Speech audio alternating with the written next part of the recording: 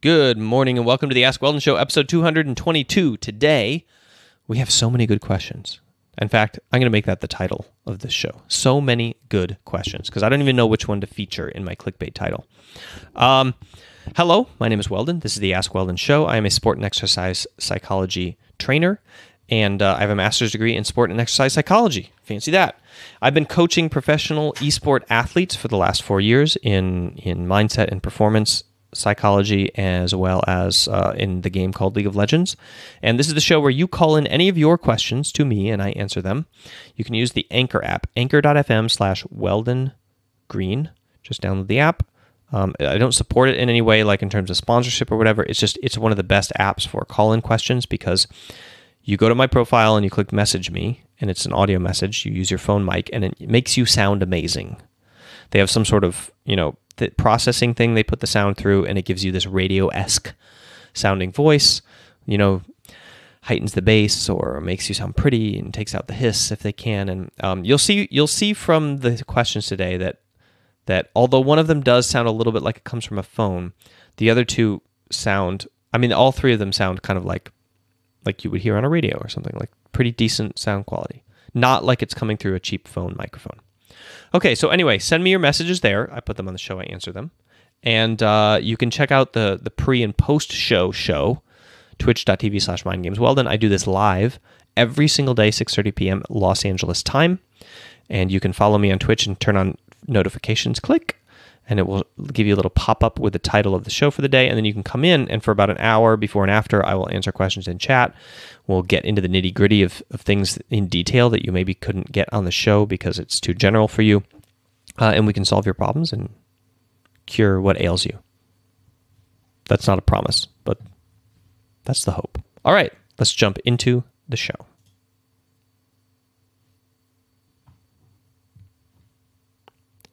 All right, the first question today is from John.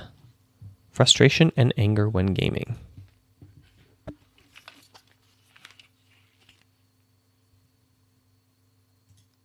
This is not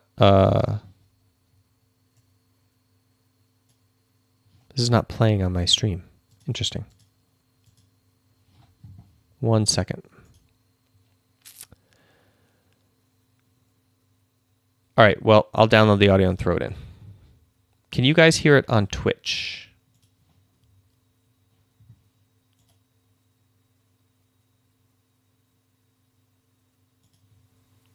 What do you think? What do you say, Twitch? You can hear it. Can't hear it. Okay.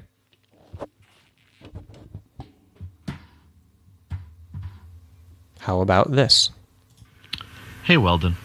I've always been really emotional when playing games. I've made a lot of progress, but probably like most people, after a series of unlucky games, I still find myself feeling frustrated and angry at teammates who I perceive to be heavily underperforming or trolling, basically ruining a game that I think we should have been able to win. When I start feeling this way, I usually mute all to prevent it from escalating. But it bothers me that I still have these negative thoughts about people when gaming, and it usually just makes me stop playing. I also don't know if my frustration and anger is symptomatic of some dissatisfaction with my life outside of gaming, or if I'm just really competitive and have a difficult time accepting the inevitable challenges and losses that are part of gaming. I'd love your advice and insight. Thanks.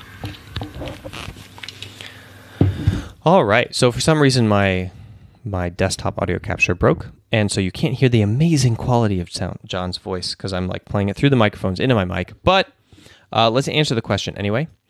Frustration and anger when gaming. So you have them, and does it make you a bad person? I think is kind of the gist of this question. And I would say, John, that I don't want to. You should not feel guilty or shame about any initial reactions. So when you have, for example, frustration or anxiety or stress or fear or some sort of reaction to a game like happiness or sadness, when you win or lose, those initial reactions are part and parcel of being human. They're going to happen, and you have to accept them no matter what. And then what happens afterwards is usually we cultivate advanced emotional states by ruminating on the situation. We turn them into anger or rage. We turn them into some sort of like extended emotional experience through over concentrating on them. And those are the things that will go away with more skill, that you'll have on bad days and not on good days, that that you'll notice that decline slowly as you practice mindfulness, acceptance, and commitment, or that change with your priorities. Like you really care now and you don't care later, and so it becomes irrelevant, and you have the initial emotional state, but then no follow up on top of that. And also you're going to notice them desensitizing. So as you get more accustomed to experiencing them, kind of like the sensitization or the practice takes over, and you just get more capable at withstanding them in some way, the initial emotional states, and so you don't get the follow-up ones. And these you also shouldn't feel guilty or shame for. You should also, you should also accept them in some way, which means that you need to be practicing your level of acceptance and your ability to see yourself with kind eyes. I mess up my parenting and my relationships all the time, and this is much more of a horrible thing than getting mad at a video game. I get mad at a kid, or I get mad at my wife, or something like that. But the main thing that you have to do is forgive yourself and accept the fact that you did that, and who you are, and that's okay. It's okay to fail, and commit to being a little better next time, and trying, that it's worth the effort to try. So, yeah, I would say, of course, it's not something that you should accept about yourself, and you shouldn't just roll with it, but it's not also something that should hold you back or hold you down in any way. It doesn't make you less and another person more, and it's not necessarily true. In fact, I would say the opposite is true.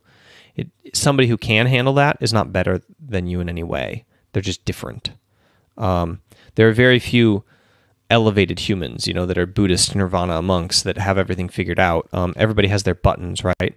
I remember particularly this one situation where I was with a priest, and I was a parent at this point. I had 3 kids maybe by now, so I was getting pretty experienced, whereas, priests obviously don't even have children, or spouses, in the Catholic Church at least.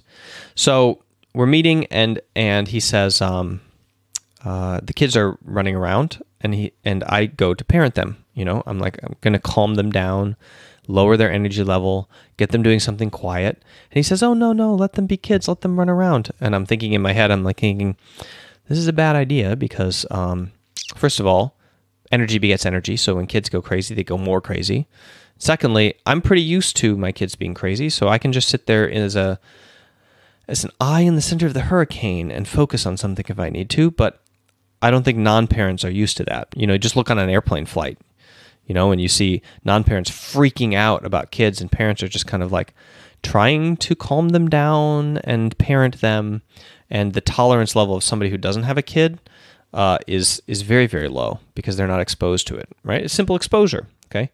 So sure enough, like literally a minute later, one of the kids is running by, and the priest is like, "Sit down, calm down."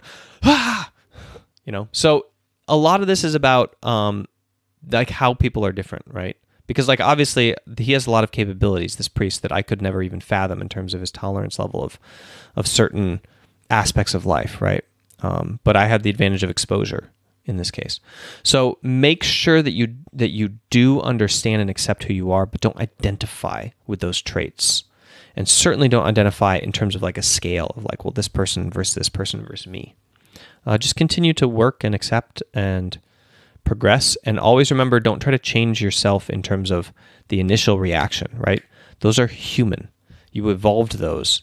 You can't, here I'm Catholic and then I'm talking about, anyway, you evolved those, and you can't do anything about that, but you can do stuff about the follow-up, and that's what you should be paying attention to. All right, thanks for the question. Let's jump into question number 2 from Gecko, starting into a summer of practice. All right, we're into the mic holding thing again.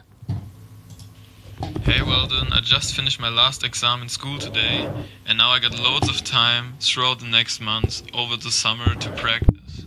I want to build a good daily routine so I can practice efficient, but I'm not quite sure if I should start right away or if I should take it slowly and build this routine throughout the next weeks.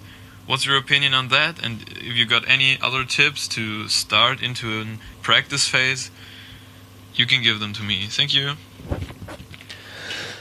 Okay, so starting into a summer of practice, should I build a routine a little bit over time or build it all at once? And any other tips for kicking off a summer of practice? So my answer is you should do everything at once. I don't like people who spend a week adding behavior here and there. They're like, okay, I'm going to spend a week and I'm going to do this thing. And then 3 weeks later, I'm going to add this thing. And then 3 weeks later, I'm going to add this thing. I think, first of all, you're not giving yourself enough credit. And also, you're slowing everything down. But that being said, I believe that you should build habits in that way. So I think that you should start your entire routine right now, but you should only focus on one part as like the main part that you're working on. So for example, all right, I'm going to eat well this summer. I'm going to go to the gym every day. I'm going to do yoga every morning. I'm going to train, 3 hours of League of Legends. I'm going to review all my VODs, and then I'm going to train 6 hours of League of Legends in the evening, and I'm going to do meal prep, and I'm going to take out the trash, and I'm going to clean a little bit of my house every day so that my mom is happy. So, okay, start doing it. Like, build a full day schedule and start doing it. But you should only focus on one or two aspects that are the most highest priority. So the highest priority aspects of your day that you are focused on for the biggest bang for your buck that you want to accomplish, period, no matter what. And the rest should be, it would be nice if, okay? So like for me, it's like the workout and the streaming, right? I'm building a whole life routine, but I started with getting up every single day at 4 a.m., streaming for you guys, and then going to the gym. And then all the other stuff I'm trying to do too. But after a couple months, this becomes a habit. And I can like take the mental energy I was expending on making sure I always stream and get to the gym, and I can boost it into the next thing, right? And in the meanwhile, you forgive yourself for failing at everything else in your routine. You're like, well, once again, a whole nother week went by and I didn't do meal prep. Oh, well, it's still part of my routine. Let me try to do it next week, okay? And you just forgive yourself and you move on and you try to do it anyway. But you don't make it like the crux of your failure, right? You don't let everything else die on the crucifix of your meal prep, okay? Because you know and you've told yourself that it's not as important as your two main priorities. And once those are squared away into habits, then you tackle the next part of your routine that sucks. That like is good conceptually, but you can't do it, right? So that's how I recommend building routines, is practice maximum forgiveness, try to do the full routine, because that's the best benefit, is to try to do it right away. But in terms of like what you're disciplining yourself to do priority-wise, start with the most important stuff and make those habit and give it time and then tackle the next one. Okay. As far as like what to start with your practice phase, obviously I think that if you want to go professional in an esport, you need to be able to rank up, and that means you need to be able to train volume, and that means you need to be able to train 4 to 6 hours in a day, kind of minimum, and you need to see impact from that. So if you're training like 10 hours a day and you're not improving, then probably you need to stop. You're doing something wrong. So you need to really dial it down to like 4 hours and work on figuring out how to improve. Once you can improve, then you can dial the volume back up. But I don't want to tell people to spin their wheels and spend all day gaming when that's not the answer for how it is that they go pro. Because you really need to maximize the learning process that you have, whether that's an internal one that's all automatic, or whether that's an external one where you actually have to study, make to-do lists, focus on tasks in games. Like, I don't know how you were raised, so I don't really know what, lucky situations you're going to find yourself in terms of your gaming capabilities.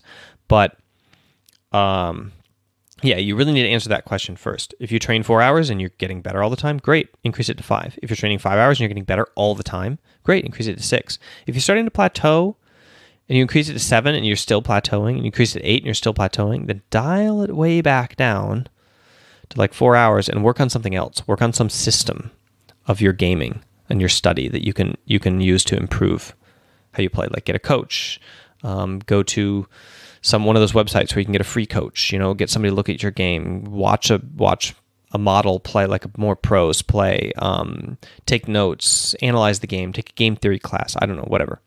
And then with the rest of your day, structure it around things that are important to your development, whether that be business development, brand development, body development, family development. Do things that are important to you and that you can prioritize.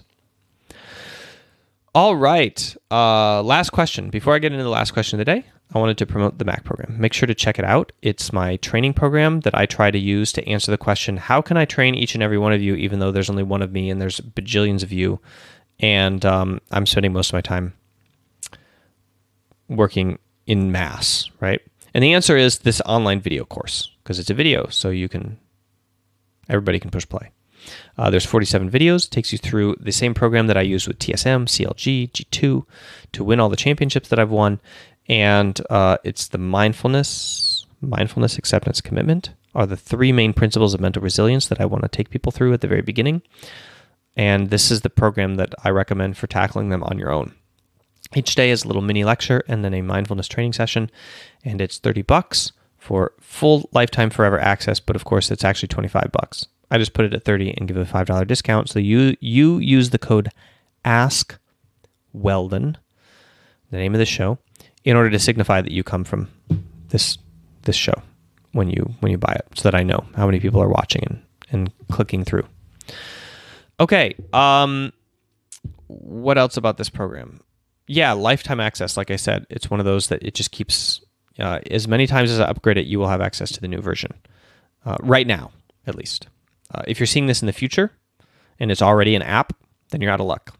We've hit subscription model and I'm liable never to go back. All right, last question. Sorry I didn't write them out as text today. Please work. Hey Weldon, Chambers, Rail Tigers here.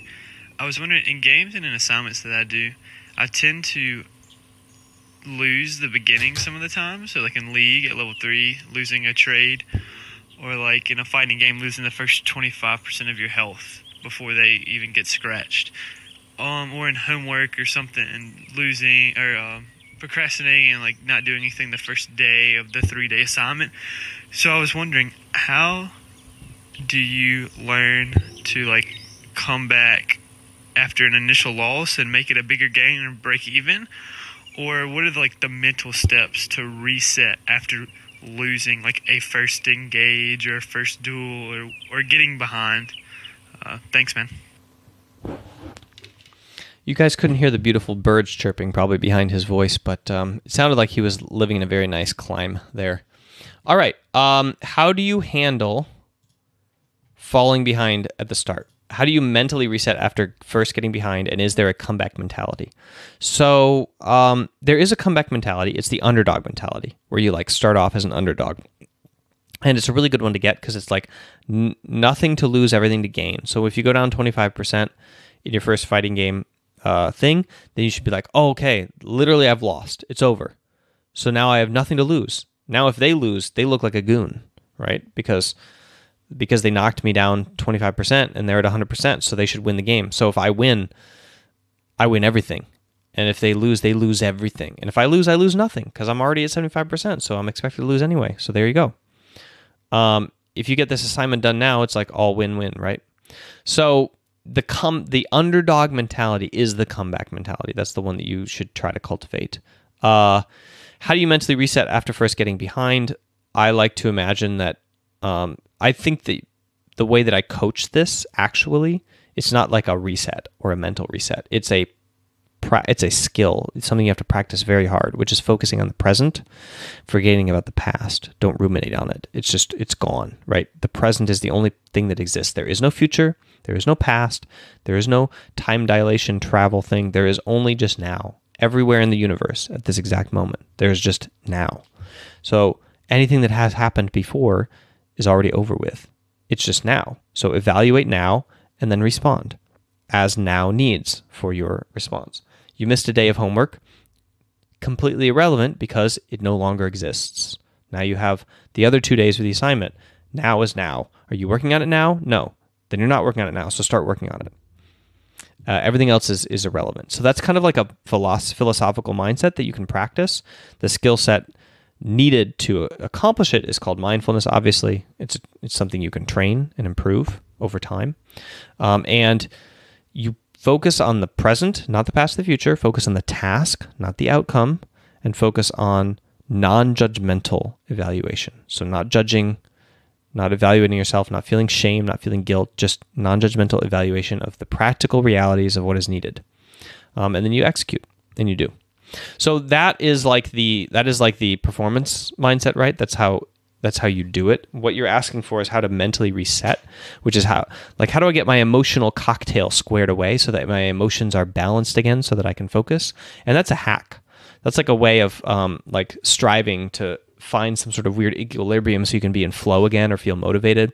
And all of that stuff is kind of like interesting and cool, but it's not really high level sports psychology. It's more like what you'd read on a business blog about how to like wake up on a bad day and go manage well anyway.